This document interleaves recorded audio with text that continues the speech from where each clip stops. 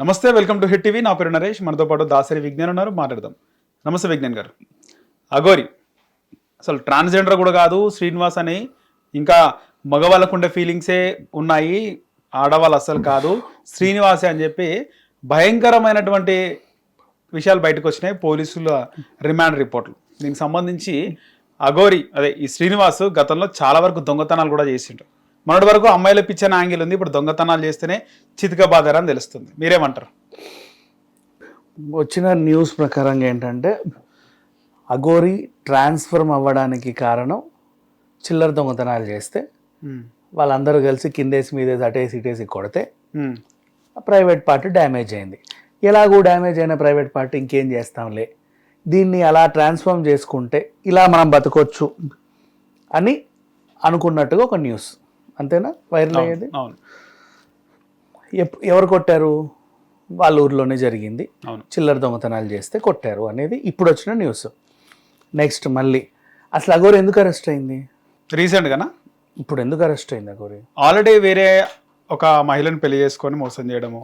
ఆ కేసులో కాదే, చాలా మంది దగ్గర పూజలు చేసిన డబ్బులు తీసుకోవడం, ఆ కేసులో కూడా కాదు. అంబేద్కర్ గారిని తిట్టడం, ఆ కేసులో కూడా కాదు. అఘోరిని అరెస్ట్ చేసింది ఒక చీటింగ్ కేసులో.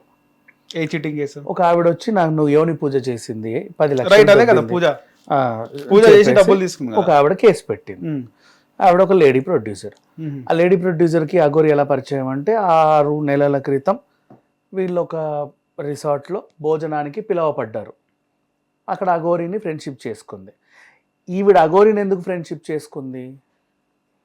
అక్కడ అంతమంది ఉంటే ఈ వింత క్యారెక్టర్నే ఫ్రెండ్షిప్ చేసుకోవాలని వీడికి ఎందుకు అనిపించింది? ఈవిడకి ఏదో ఒక వస్తువు కావాలి, ఆ వస్తువు ఈ అఘోరి అయితేనే తేగలదు అని డైరెక్ట్గా పరిచయమైన వెంటనే నాకు ఇది కావాలి అని అడగలేక 2 months ట్రావెల్ చేసి తర్వాత నాకు ఇది కావాలి అని అడిగింది అని ఒక వార్త. నిజమో కాదో నాకు తెలియదు, మళ్ళీ నువ్వు చెప్పేవనొద్దు. అది నేను విన్నప్పుడు నాకు తెలిసిన న్యూస్. రైట్. ఏం కావాలమ్మా నీకు అంటే నాగమణి కావాలి అని అడిగిందంట ఆ లేడీ ప్రొడ్యూసర్. నాగమణి ఉంటే సక్సెస్ అవుతాము, ఇది తెలుసుగా, ఈ రైస్ పుల్లింగ్లు నాగమణులు నమ్మే వాళ్ళు కొంతమంది ఉంటారు, చాలా మంది ఉంటారు. నాకు కావాలి, మీరు నాగ సాధువులు కదా, మీ వల్ల ఇద్దా? అవునవును, ఆ నాగమణి అక్కడ ఉంటుంది, ఇట్లా ఇట్లా ఇట్లా మేము మాత్రమే వెళ్ళగలం అక్కడికి అని ఈవిడ చెప్పేసింది. సరే అంతే, ఎంత? 10 లక్షలు అవుతుంది, ముందు 5 లక్షలు అడ్వాన్స్ ఇవ్వు, తర్వాత మిగతా 5 ఇవ్వు. మొత్తానికి నాగమణి తీసుకొచ్చి ఇచ్చింది. ఆవిడ డబ్బులు కూడా అకౌంట్లోనే ఫెయిర్గానే ట్రాన్సాక్షన్ చేసింది, అఘోరి అకౌంట్లోనే వేసింది, బ్యాంక్ బుక్కే ఇచ్చింది, తన పేరు మీద ఉన్న బ్యాంక్ అకౌంటే. Okay. No what happen exactly, అది అయిన తర్వాత ఇప్పుడు ఆవిడ వచ్చి నాగమణి ఇచ్చేసింది, అమ్మకం జరిగింది, ఫెయిర్గా ట్రాన్సాక్షన్ కూడా అయింది. నీలాంటోడుకో నాలాంటోడుకో చూపించింది, నాగమణి చూడు అని. నీ బొందది చార్మినార్లో 50 రూపాయలే అన్నావు. అవునా కాదా? నాగమణి ఏడుంటుంది, అదేదో పిచ్చిది, నీకేదో మోసం చేసింది. ఓ మై గాడ్, వద్దు, అఘోరి అఘోరి అఘోరి. ఏమే నాగమణి అని చెప్పేసి నాకు ఇదేదో ఇచ్చావంట? నేను తెచ్చింది నాగమణి, నీకు అది కాకపోతే నన్ను ఏం చేయమంటావు? నేను కూడా కొనే కదా నీకు ఇచ్చిన, అక్కడ దొరుకుద్దని నాకు తెలుసు, నేను అదే తీసుకొచ్చి నీకు ఇచ్చిన. నేను తెచ్చిన చోట అయితే అది ఫెయిరే, మేబీ నువ్వేమన్నా నాటకాలు ఆడుతున్నావేమో, నేను ఇది నా అవసరం లేదు, నేను నాగమణి నువ్వు తీసుకో, నా డబ్బులు నాకు ఇచ్చేయి. కుదరదు, నేను మళ్ళీ అక్కడికి వెళ్ళను, ఒకసారి అమ్మిన తర్వాత మళ్ళీ వాళ్ళు ఎట్లా రీఫండ్ ఇస్తారు, నీ డబ్బులనే వాళ్ళకి ఇచ్చేసిన, నాకేం ఇందులో మిగిలేదేమి ఉండదు, ఏదో నీకోసం సేవ చేశాను నేను, నాకు అదంతా తెలియదు, నా డబ్బులు నాకు ఇచ్చే, నీ నాగమణి నువ్వు పట్టుకెళ్ళు. కుదరదు, ఇంకోసారి చెప్తున్నా జాగ్రత్త, నిన్ను లేకుండా చేస్తా, పోవే, ఏం చేసుకుంటావు చేసుకోపో, నీ సంగతి నేను చూస్తా, నీ సంగతి నేను చూసుకుందాం అని చెప్పేసి డిషం కటిఫ్. అయితే 6 నెలల తర్వాత వీళ్ళ పరిచయం అయ్యి 6 నెలల తర్వాత ఫిబ్రవరిలో ఆ లేడీ ప్రొడ్యూసర్ కేసు పెట్టింది, నన్ను మోసం చేశాడు అని.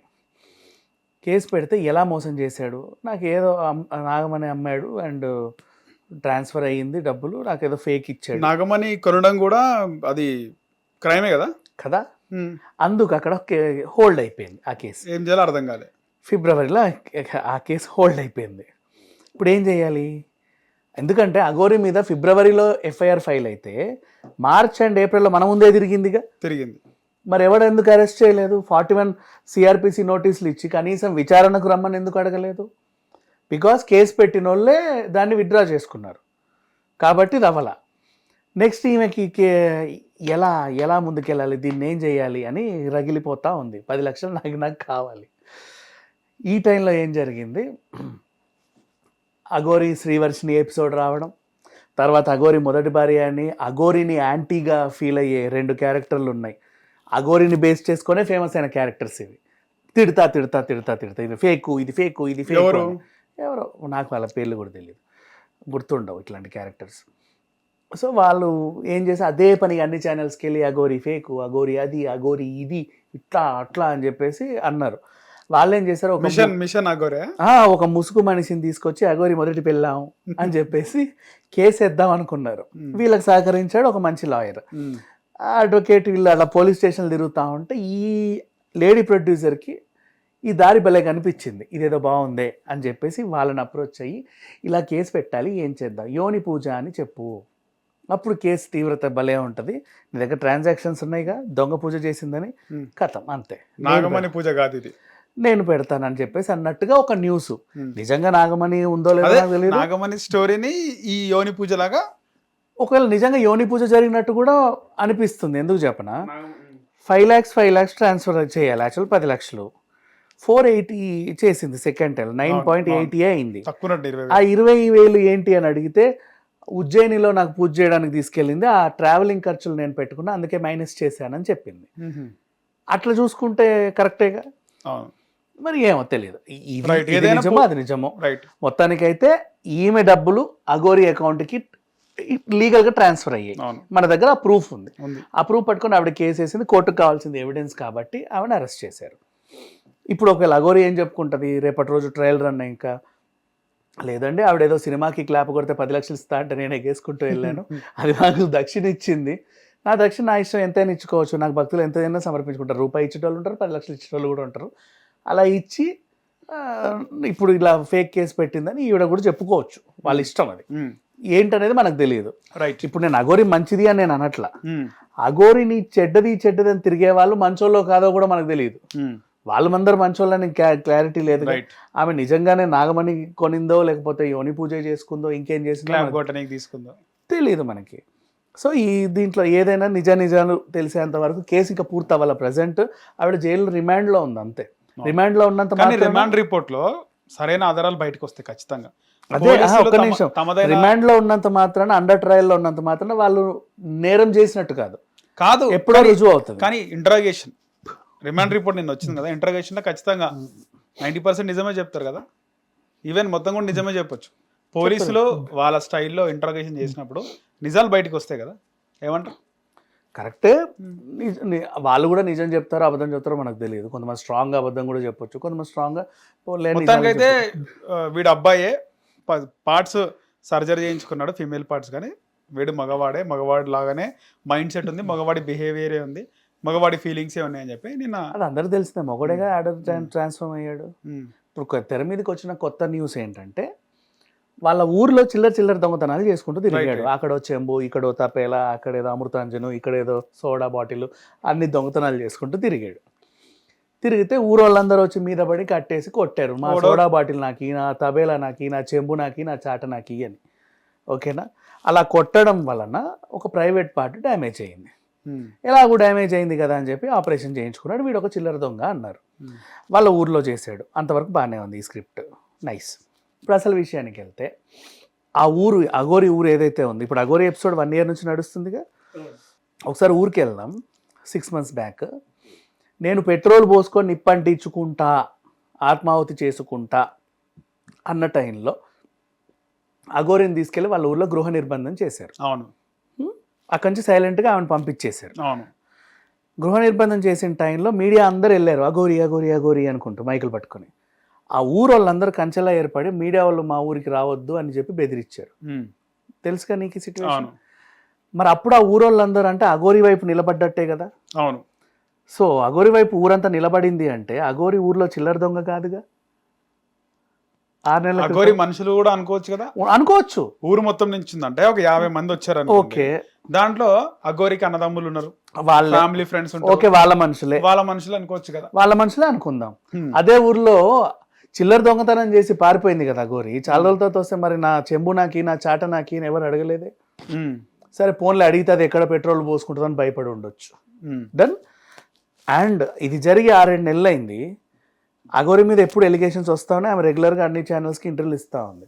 ఒకడు వచ్చి చెప్పలేదు ఎందుకు, నా నాలుగు గీసుకునేది ఎత్తుకెళ్ళాడు, నా దువ్వెని ఎత్తుకెళ్ళాడు, నా గొలుసు ఎత్తుకెళ్ళాడు, నా వాచి ఉంగరం ఎత్తుకెళ్ళాడు అని ఒకడు చెప్పాల. అప్పుడే ఇప్పుడు ఈ లోపు అయితే ఎవరు చెప్పలేక ఇప్పుడు వచ్చింది బయటికి, అవునా కదా. నెక్స్ట్ సరే చిల్లర దొంగే, ఊరోళ్ళందరూ కలిసి కొడితే పార్టీ డ్యామేజ్ అయ్యింది. ఎక్కడైనా దొంగ దొరికినప్పుడు ఊరోళ్ళందరూ ఎందుకు కొడతారు, నాది నాకి, మా ఇంటి నాది నాకి. కొట్టిన తర్వాత వాడిని పోలీసులకు అప్పచెప్తారుగా, సార్ ఇవి నీకు దొంగను పట్టుకున్నాం సార్, కొట్టాము, ఇదిగోండి మాకు ఇప్పించండి, ఇదిగోండి దొంగ మేము అప్పచెప్తున్నామని. మరి అప్పుడు కేసు నమోదు అవ్వలేదు.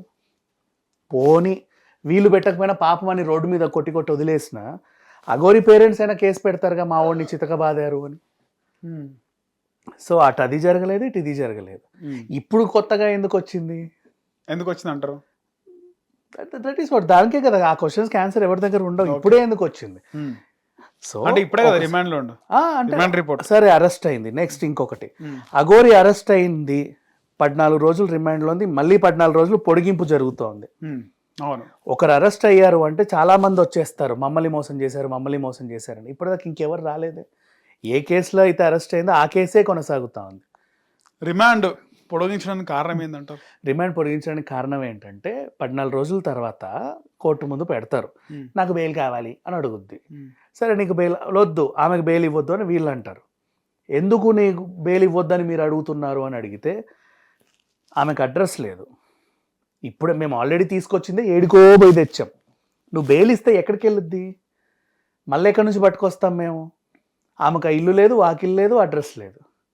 అందుకని చెప్పేసి అడ్రస్ లేని ఆవిడ కాబట్టి జ్యుడిషియల్ రిమాండ్లో ఉంచండి అని ఆయన గట్టిగా వాదిస్తే మళ్ళీ రిమాండ్కి వెళ్ళింది. ఇప్పుడు అగోరికి అడ్రస్ ఉంటే వాళ్ళ ఇంట్లో ఇద్దరు వచ్చి షూరిటీలు పెట్టేసి 10,000 షూరిటీలు పెట్టి దాన్ని పట్టుకెళ్తారు ఇంటికి, మళ్ళీ కోర్టుకి పేసీలు అటెండ్ అవుతూ ఉంటుంది.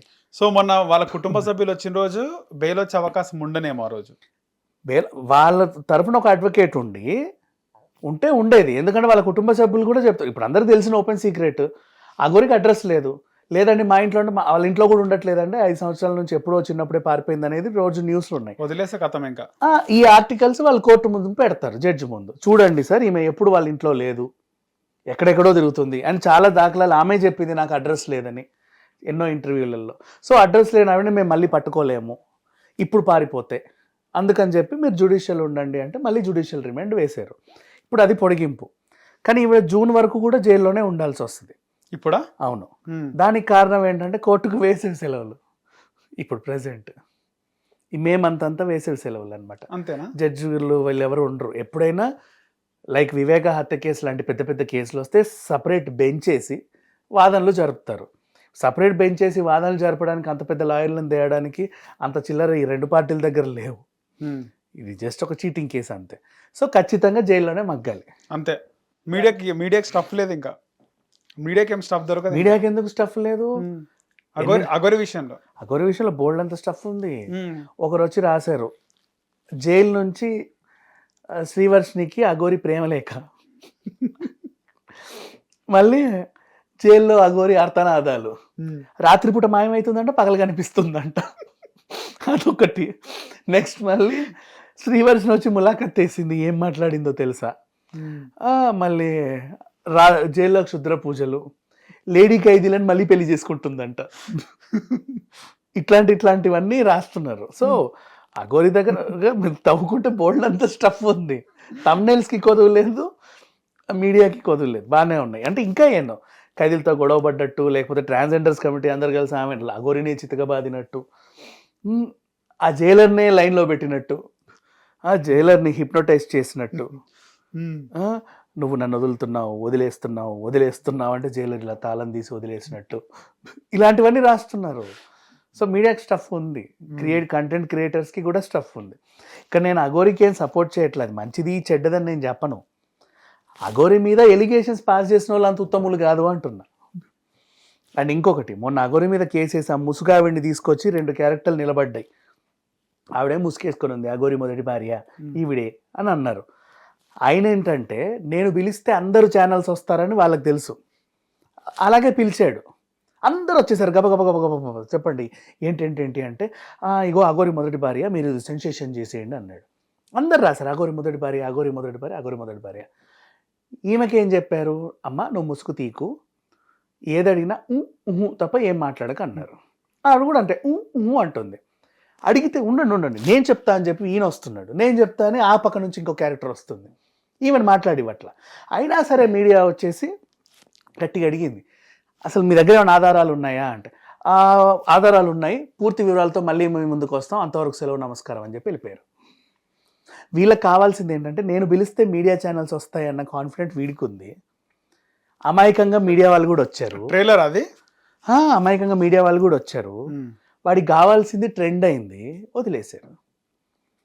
అండ్ ఈ 2 క్యారెక్టర్స్ కూడా అంతకుముందు ఎవరికి తెలియదు, అద్దం చూపిస్తే ఎవడీడు అంటారు వాళ్ళు కూడా. కేవలం అఘోరి అనే ఒక క్యారెక్టర్ వచ్చినప్పటి నుంచే దాన్ని వ్యతిరేకిస్తా ఫేమస్ అయిన వాళ్ళే. అంతేగాని అంతకుముందు వీళ్ళు ఎవరికి తెలియదు, వాళ్ళకు కూడా తెలియదు వాళ్ళు ఎవరు. That is what happened. So ఇక్కడ అఘోరి మంచిది చెడ్డది అని ఎప్పుడూ నేను చెప్పను, కానీ అఘోరి మీద ఎవరెవరైతే ఎలిగేషన్స్ పాస్ చేసుకుంటూ వస్తున్నారో వాళ్ళందరూ ఫేకే. అందులో ఒక్కరు కూడా జెన్యున్ క్యాండిడేట్స్ లేరు. ఇప్పుడు ఈవిడ కూడా, ఈ లేడీ ప్రొడ్యూసర్ కూడా ఫిబ్రవరిలో కేసు పెడితే ఇప్పుడు దాని తీవ్రత ఇంకోలాగా పెంచి అరెస్ట్ చేశారు. అంతకుముందు మరి ఆ 2 నెలలు ఏమైంది అట్లా. సో వాట్ ఎవర్, ఇప్పుడు అఘోరి మీద వచ్చింది ఊళ్ళో చిల్లర దొంగ, సరే చిల్లర దొంగే. అంతకుముందు మరి ఏ పోలీస్ స్టేషన్లో ఉన్నాయి చిల్లర దొంగ? ఫోన్లు ఎత్తుకెళ్ళింది, ఎవడు కంప్లైంట్ పెట్టాడు మా ఫోన్లు ఎత్తుకెళ్ళింది తెలియదు కదా. ధైర్యంగానే తిరుగుతుందిగా కారు వేసుకొని. మరి ఇంకేంటి, అసలు ఎప్పుడు రాని ఎలిగేషన్ ఇప్పుడు ఎందుకు వచ్చింది?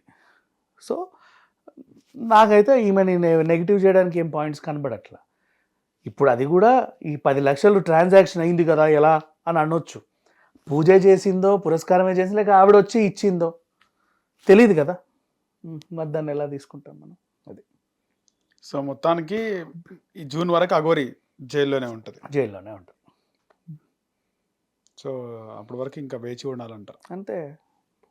మీ యాంగిల్లో ఫైనల్గా వర్షిని మైండ్ సెట్ ఎట్లుందంటారు? ఇప్పుడు వర్షిని కౌన్సిలింగ్లో ఉంది కదా, వర్షిని మైండ్ సెట్ ఎలా ఉందనేది నాకు తెలియదు. వై బికాస్ ఎప్పటివరకు ఎవరు బయట పెట్టలే. ఆ ఎపిసోడ్ నుంచి వర్షిని ఫస్ట్ పోయింది, తీసుకొచ్చేసి మారిపోయింది, పోనని చెప్పింది, మళ్ళీ పోయింది. ఇప్పుడు బలవంతంగా కౌన్సిలింగ్ ఇస్తారు. ఆపిల్ ఇష్టం, ఆమెకు ఉండాలంటే ఉంటుంది, పోవాలనుకుంటే పోతుంది. వెళ్ళే వాళ్ళని ఎవరు ఆపలేరు, ఉండాలనుకున్న వాళ్ళని ఎవరు. పేరెంట్స్ ఎంత తప్పు ఉందంటారు ఆ వర్షిని పేరెంట్స్ది? నాకు తెలియదు. ఆ పిల్ల ఏం చెప్పిందంటే మా ఇంట్లో వాళ్ళు నా మీద బిజినెస్ చేయాలనుకుంటున్నాను. అవును, డబ్బులకి అఘోరికి ఇచ్చేసిరు, డబ్బులకి అమ్మేసినారు. ఆ తర్వాత అఘోరి మోసం చేసిండు, ఆ శ్రీనివాస్ మోసం చేసిండు, డబ్బులు ఇచ్చినట్టు ఇచ్చి మళ్ళీ వెనకకి తీసేసుకుంటూ అమ్మాయిని కూడా తీసేసుకుంటూ డబ్బులు పోయి అమ్మాయి పోయి వాళ్ళు ఏమైనా చెప్తారులే. కానీ శ్రీవర్షిని ఎపిసోడ్ ఏంటంటే, నాకు మా పేరెంట్స్ దగ్గర సేఫ్టీ లేదు, నా బతికేంటో అని ఇట్లా ఉన్నాను. టైంకి ఒక క్యారెక్టర్ వచ్చింది నా జీవితంలోకి, నేను చూసుకుంటా, నా ప్రాణాలు అడ్డేసాను, నేను కాపాడుతాను. విష్ణుకి ఈ వర్షినికి ఏంది గొడవ అయింది అసలు? అది వాళ్ళ పర్సనల్, నాకు తెలియదు. అది చెత్త గొడవలు ఎవరైనా చెప్పుకోవచ్చు, ఏమైనా చెప్పొచ్చు, తెలియదు. ఇప్పటికైతే తెర మీదకి వచ్చిన న్యూస్లన్నీ ఎవరిని తప్పు పట్టలే, ఎవరు మంచోళ్ళని కూడా అనలేము. ఇప్పుడు నాకు నీ గొడవ ఉంటే ఖచ్చితంగా నీ గురించి నేను నెగిటివ్గానే చెప్తా. సో చాలా రోజుల నుంచి బాగా ఈ విషయం మాత్రం ఒక ఫుల్ స్టాప్ పడట్లేదు, దీనికి ఫుల్ స్టాప్ అంతే అంటారా? రైట్ విజ్ఞాన్ గారు. హిట్ టీవీ యాప్, ఇందులో short news, live news, entertainment shows, movies, digital magazines తో పాటు మీ జిల్లా వార్తలను కూడా ఫ్రీగా చూడొచ్చు.